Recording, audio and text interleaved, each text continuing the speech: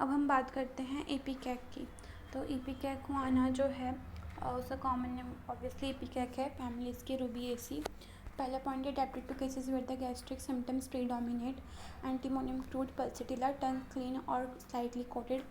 एपीकैक हम ऐसे केसेस में देते हैं जहाँ पे जो गैस्ट्रिक सिम्टम्स हैं वो प्रीडोमिनेट कर जाता है, मतलब गैस्ट्रिक सिम्टम्स की एलिमेंट्स जो हैं उसमें हम देते हैं। उसके अलावा एपीकैक के अलावा हम इसमें एंटीमोनियम फ्रूट और पल्सिटिला सोच सकते हैं। टंग क्लीन और स्लाइटली कोटेड, एपीकैक में टंग जो रहती है वो क्लीन रहती है, या फिर अगर कोटिंग है भी तो स्लाइटली कोटेड है। दूसरा है in all diseases with constant and continual nausea, वो सभी डिजीजेज जहाँ पे क्या होता है नोजिया जो है वो कांस्टेंट है और कॉन्टीन्यूस रहता है, उसमें हम लेते हैं एपीकैक।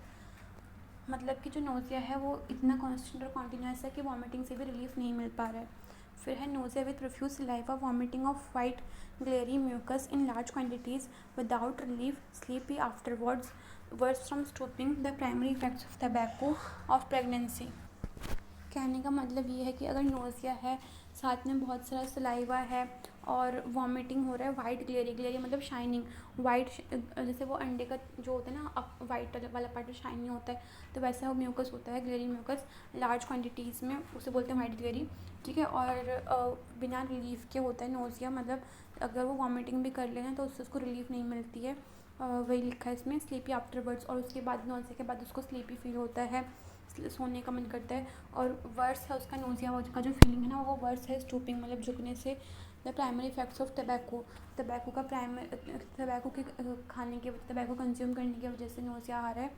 ठीक है, तो उसमें हम अभी क्या सोच सकते हैं ऑफ प्रेगनेंसी, और प्रेगनेंसी जो है, ठीक है, उसमें क्या हो रहा है इसको उसमें नोज़िया फील हो रहा है, तो हम इपिकैक सोच सकते हैं। मतलब कहने की बात ये है कि जैसे फर्स्ट ट्राइमेस्टर होता है प्रेगनेंसी का, तो उसमें वॉमिटिंग या मतलब नोज़िया टाइप फील होता है ना, तो उसी सेंस में बोला है कि उसमें हम इपिकैक दे सकते हैं। फिर है stomach feels relaxed as if hanging down, इंग स्टेफ, clutching squeezing gripping as from a hand, each finger sharply pressing into intestines, worse from motion. Stomach जो है वो अगर रिलैक्स्ड फील कर रहा है, जैसे कि नीचे की तरफ इतना रिलैक्स फील करे कि नीचे की तरफ कुछ लटक रहा है, तो उसमें में हम इपिकैक दे सकते हैं। अपार्ट फ्रॉम दिस इसमें इंग करके रेमेडी है वो है, और स्टाफ हाँ है वो भी दे सकते हैं। क्लचिंग स्क्वीजिंग, और स्टमक में ऐसा फील हो रहा है जैसे क्लचिंग, स्टमक को किसी ने क्लच कर रखा है। ठीक है, कोई स्टमक को स्क्वीज़ कर रहा है, तो उसमें हम इपिकैक रेमेडी जो है सोच सकते हैं।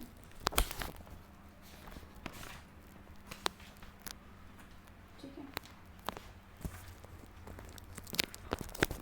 एक्चुअली ये जो ING है ना वो गलत है, क्योंकि ये बेसिकली इग्निशिया को डिनोट कर रहा है, तो वो IGN होना चाहिए ना कि ING।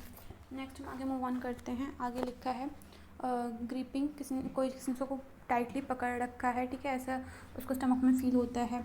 और एज फ्रॉम अ हैंड, जैसे कि हैंड हाथ से पकड़ रखा है, बहुत मतलब कि ग्रिप कर हाथ से उसको पकड़ रहा है। क्लचिंग मतलब जो भी उसको क्लचिंग स्क्वीजिंग ग्रिपिंग फील हो रहा है, तो उसमें ऐसा लगता है कि जैसे हाथ से मोड़ते हैं ना, हाथ से निचोड़ रहे हैं, तो वैसा फील होता है उसको स्टमक में। Each finger sharply pressing into intestines, और ऐसा लगता है कि उसके जो फिंगर्स हैं सारी मतलब उसकी नहीं, आई मीन जैसे उसके जो जैसे कि अगर हम किसी चीज़ को मोड़ते हैं या उसको निचोड़ते हैं, तो अपने सारे फिंगर्स का इस्तेमाल करते हैं उसको स्क्वीज़ करने में, उसको ग्रिप करने में, तो वैसे उसको इंटेस्टाइन में फील होता है कि सारे फिंगर्स जो हैं वो शार्पली इंटेस्टाइन को प्रेस कर रही है। वर्स फ्रॉम मोशन, उसका जो स्टमक है वो मोशन से वर्स है, तो उसमें हम इपिकैक सोच सकते हैं। फिर है flatulent cutting colic about umbilicus, flatulent की प्रॉब्लम है।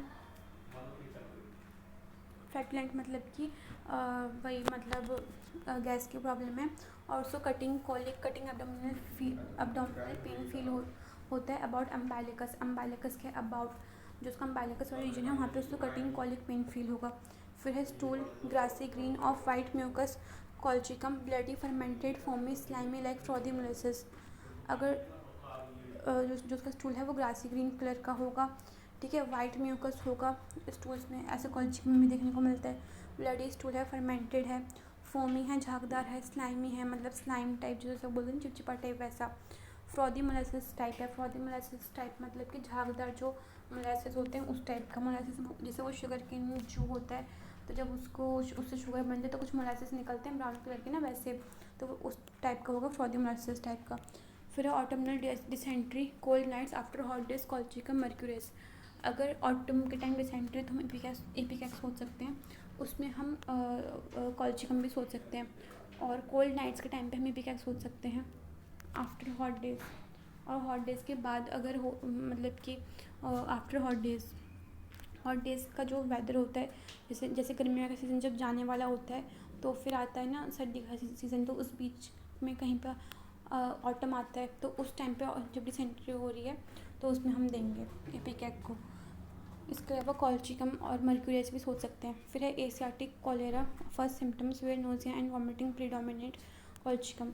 अगर एशियाटिक कॉलेरा है मतलब उसके पहले सिम्टम्स यही है, फर्स्ट सिम्टम्स यही है एशियाटिक कॉलेरा, मतलब अगर ऐसा कॉलेरा है जिसमें कि नोजिया एंड वॉमिटिंग जो है वो प्रीडोमिनेट कर रहा है, मतलब बहुत ज़्यादा मार्क दिख रहा है, तो उसमें हम एपिकैक दे सकते हैं। अपार्ट फ्रॉम दिस कॉल्चिकम भी दे सकते हैं। उसके बाद हेमरेज की बात करते हैं। हेमरेज में क्या है, एक्टिव और passive, bright red from all the orifices of the body, एरिग मिल uterine profuse clotted heavy oppressed breathing during stitches from navel to uterus. Haemorrhage अगर हैं एक्टिव हो या पैसिव हो और ब्राइट रेड कलर के हैं, बॉडी के सारे ऑरिफिसेस हैं, तो हम एपिकैक सोच सकते हैं। इसमें और द रेमेडीज है एरिक और मिल।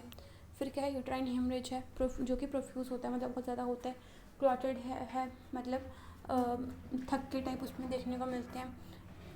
यूट्राइन की हेमरेज जो है उसमें हैवी होगा, ऑपरेस्ड ब्रीदिंग ड्यूरिंग, और जब हेमरेज होगा तब ब्रीदिंग उसकी दब जाएगी, ऑपरेस्ड होगी, तो हम एपिकैक सोच सकते हैं। Stitches from navel to uterus.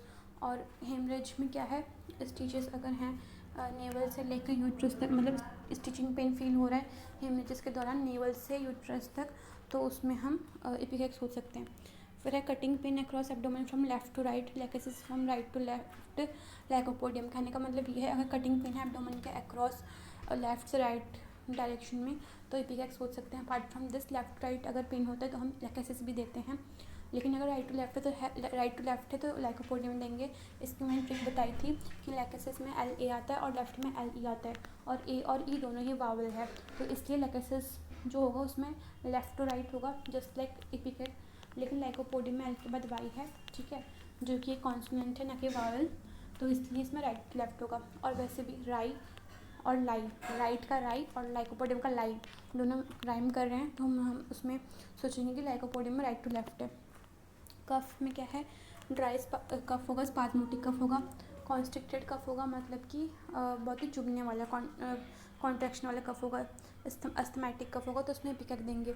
फिर है difficult breathing from least exercise, violent dyspnoea with wheezing and anxiety about the stomach. अगर ब्रीदिंग बहुत ही मुश्किल से हो रही है थोड़ी सी भी एक्सरसाइज करने पे, मतलब नॉर्मल एक्सरसाइज भी करी लेकिन तब भी डिफ़िकल्ट है ब्रीथ करना उसके लिए, तो एपिकैक सोचेंगे। वायलेंट डिस्निया मतलब कि डिफ़िकल्ट डिस्निया मतलब क्या था, डिफ़िकल्टी इन ब्रीदिंग है, शॉर्टनेस इन ब्रीदिंग है, ठीक है। तो वायलेंट डिस्निया बहुत ज़्यादा है, साथ में with wheezing and anxiety about the stomach, और स्टमक के अराउंड एंग्जाइटी या स्टमक के अराउंड उसको वीजिंग टाइप फील हो रहा है, तो एपिकैक सोचेंगे। फिर उसके बाद है whooping cough, child loses breath, turns pale, stiff and blue, strangling with gagging and vomiting of mucus, bleeding from nose or mouth, indigo cough with rattling of mucus in bronchi when inspiring antimonium tart, threatened suffocation from mucus। मतलब अगर whooping कफ है, whooping कफ मतलब वही काली खांसी वाला कफ है, तो उसमें देंगे एपिकैक। चाइल्ड लूजेस ब्रेथ, बच्चा जो है वो अपनी ब्रेथ को लूज़ करता है, मतलब बच्चे को सांस नहीं आती whooping कफ के दौरान। टेंस पेल, बच्चा जो है वो पेल मतलब फीका पड़ जाता है, इतना वो खांसता है, इस वजह से स्टिफ टाइटनेस होती है। और ब्लू कलर का ब्लू मतलब वही कि अनहेल्दी लुकिंग टाइप हो जाता है, ठीक है। स्ट्रैंगलिंग, दम घोटू टाइप फील होता है उसको। विद गैगिंग मतलब एक रिफ्लेक्स है जो चॉकिंग को प्रिवेंट करने के लिए होता है, तो गैगिंग साथ में देखने को मिलता है। एंड वॉमिटिंग ऑफ म्यूकस, और साथ में म्यूकस की वॉमिटिंग भी देखने को मिल रही है होपिंग कफ में, तो हम एपिकैक देंगे। फिर है ब्लीडिंग फ्रॉम नोज़ और माउथ, और अगर ब्लीडिंग हो रही है नोज़ से और माउथ से होपिंग कफ में, तो उसमें हम एपिकैक देंगे। अपार्ट फ्रॉम दिस इंडिगो भी सोच सकते हैं। Cough with rattling of mucus in bronchi when inspiring, अगर कफ है साथ में म्यूकस की गड़गड़ाहट है, मतलब राइटलिंग है म्यूकस का, ठीक है, ब्रोंकाई में इंस्पायर करते वक्त, मतलब कि जब वो सांस ले रहा है ना, अंदर की तरफ सांस ले रहा है जब, तब उसके कफ में साथ में राइटलिंग ऑफ म्यूकस है, मतलब वेट कफ है, ब्रोंकाई में खड़खड़ाने की आवाज़ आ रही, गड़गड़ाहट की आवाज़ आ रही है, तो उसमें हम एपिकैक दे सकते हैं। उसमें हमारे पास और एक रेमेडी है, वो है antimonium tart, threaten suffocation from mucus. और जो म्यूकस एक्यूमुलेटेड हो रखा है जिसकी वजह से रैटलिंग आवाज़ आ रही है, तो उसकी वजह से सफोकेशन हो रहा है, तो उसमें भी हम इपिकैक सोच सकते हैं। अब एंटीमोनियम टार्ट और इपिकैक दोनों की खांसी बहुत सेम लग रही है, क्योंकि एंटीमोनियम टार्ट में भी होपिंग कफ था, इसमें भी है, और दोनों में ऐसा था कि बहुत ज़्यादा खांसना पड़ता था, इतना मतलब बच्चों की हालत ख़राब होती थी खांस खांस के। लेकिन दोनों में डिफरेंस ये है कि इपिकैक में ना जो कफ है वो बहुत ज़्यादा कोशिश करने पे आ ही जाता है बाहर, लेकिन एंटीमोनियम टार्ट में कफ डजेंट एक्सपेक्टोरेट, कफ एक्सपेक्टोरेट होता ही नहीं है, मतलब कफ बाहर आता ही नहीं है ट्राई करने पर भी, ठीक है। तभी तो उसको एस्फिक्सिया टाइप वगैरह ये सब चीज़ें हो रही थी, जबकि इपिकैक में क्या होता है, बहुत मुश्किल से खांसता है, ठीक है, और कफ जो होता है वो एक्सपेक्टेड कर जाता है बट ईजिली नहीं करता ऑब्वियसली, ठीक है। नेक्स्ट हम देखते हैं इंटरमिटेंट फीवर है, मतलब कभी फीवर आ रहा है, कभी नहीं आ रहा है, कभी जा रहा है, मतलब ऐसा। In beginning of irregular cases की शुरुआत में विद नोजिया, साथ में नोजिया भी है, और फ्रॉम गैस्ट्रिक डिस्टर्बेंस या फिर गैस्ट्रिक डिस्टर्बेंस की वजह से भी है, ठीक है।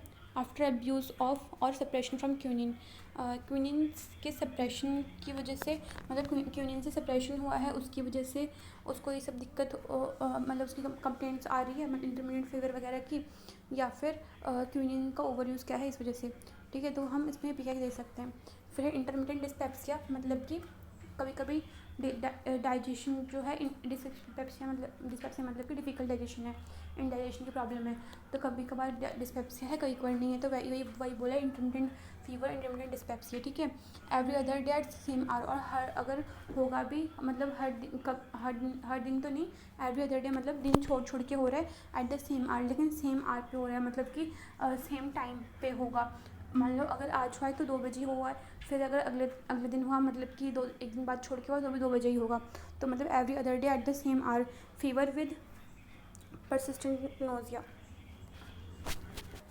एवरी अदर डे मतलब वही कि हर दूसरे दिन, ठीक है।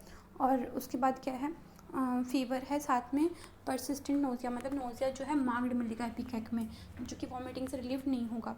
और इपिकैक को ना ये जो रिच फूड होते हैं, जैसे कि बहुत ही वो वाले फूड होते हैं, जैसे पेस्ट्रीज हो गया, ठीक है, और जैसे ऐसे खाना हो गया जैसे क्रीमी फूड है, फैटी फूड है, मफ़िन्स है, रेजिन्स है, कप केक है, ठीक है, इन सब से इसको दिक्कत हो जाती है एपिकैक को। फिर है ओवर सेंसिटिव है हीट एंड कोल्ड के लिए, तो over sensitive to heat and cold ipecac में देखने को मिलेगा। रिलेशन इसका देखते हैं, कॉम्प्लीमेंट्री क्यूप्रम लिखा है, मतलब इग्नेशिया के कॉम्प्लीमेंट्री है क्यूप्रम। फिर है is followed well by arsenic in influenza, chills, croup, debility, cholera infantum, by antimonium tart in foreign bodies in larynx. हाँ, ये मतलब इपिकैक के बाद हम आर्सेनिक दे सकते हैं इन्फ्लुएंजा के केस में, चिल्स के केस में, क्रूप के केस में, ठीक है, डेबिलिटी के केस में, कॉलेरा इन्फेंटम के केस में, और इपिकैक के बाद हम एंटीमोनियम टार्ट दे सकते हैं फॉरेन बॉडीज़ के केस में जो लैरिंग्स में फंसी होती है। अगर एंटीमोनियम टार्ट वहाँ पे भी पढ़ा था हमने, इसकी एस्फिक्सिया हो गया, मैकेनिकल ऑब्स्ट्रक्शन वगैरह ये सब चीज़ हो चुकी है, तो उसमें हम देते थे एंटीमोनियम टार्ट, ठीक है। और ये सिमिलर किसके हैं एपिकैक, सिमिलर है पल्सिटिला के एंटीमोनियम क्रूड के इन गैस्ट्रिक ट्रबल्स, मतलब जो एपिकैक है वो सिमिलर है पल्सिटिला के और एंटीमोनियम क्रूड के गैस्ट्रिक ट्रबल्स में। एग्रीवेशन की बात करते हैं तो एपिकैक का एग्रीवेशन होता है विंटर एंड ड्राई वेदर से, वार्म से, मॉइस्ट साउथ विंड से एग्रीवेशन होता है यूफ्रेशिया की तरह, और स्लाइटनेस मोशन से एग्रीवेशन होता है एपिकैक को।